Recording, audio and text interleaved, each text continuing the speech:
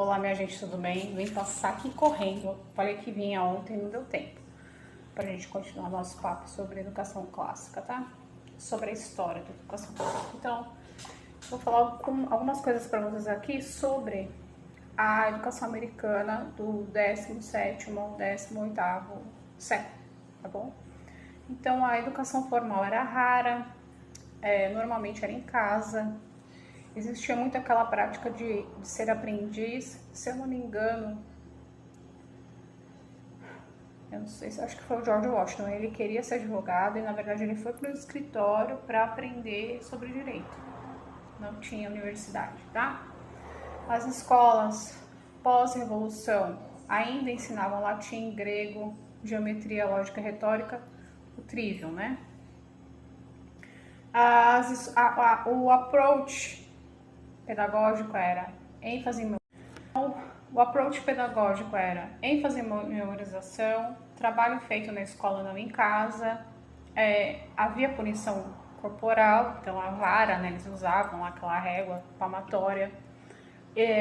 As escolas eram one school room, que é aquelas escolas que eram uma sala com todas as crianças dentro, e essa sala poderia ter até 70 alunos, certo? Então era um pouco desorganizado, tá?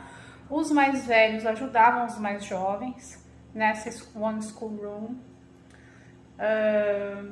Os pais fundadores dos Estados Unidos não tiveram educação formal, porém leram todos os clássicos. Então, quando a gente fala de século XVII e século XVIII, quando a gente fala dos clássicos, a gente fala de quem? Dos gregos e dos romanos, tá? Por isso que a Constituição americana se mantém aí por 200 anos, porque ela foi escrita. Então, por isso que a Constituição americana se mantém aí durante esses 200 anos, tá? Os professores eram voluntários, normalmente tinham baixos salários, tá? E houve uma mudança radical após o Noah Webster.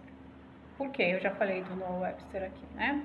O Noah Webster, ele criou um livro chamado Speller Book, onde ensinava a fonética, né, do inglês americano, não mais tirando o foco do inglês britânico, tá certo? Deixa eu ver quem mais que fala aqui. Então, o foco era no inglês, não tinha mais tanto, já no final, né? Já não era tanto foco no grego e latim, já era um foco no inglês após o Webster, tá? Deixa eu ver o que mais que tem aqui.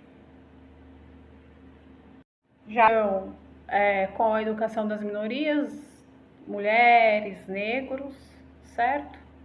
E aí o Estado começa, o Noah Webster, até nesse Speller Book, no material que ele montou, ele focava de que essa questão do Estado laico. Olha que interessante, a gente usa o dicionário desde o 1928 como um dicionário cristão, mas o Noah Webster quis tirar essa questão da religião, da educação, tá?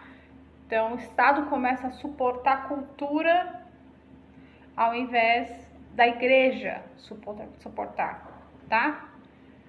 Então, isso até o século XVIII.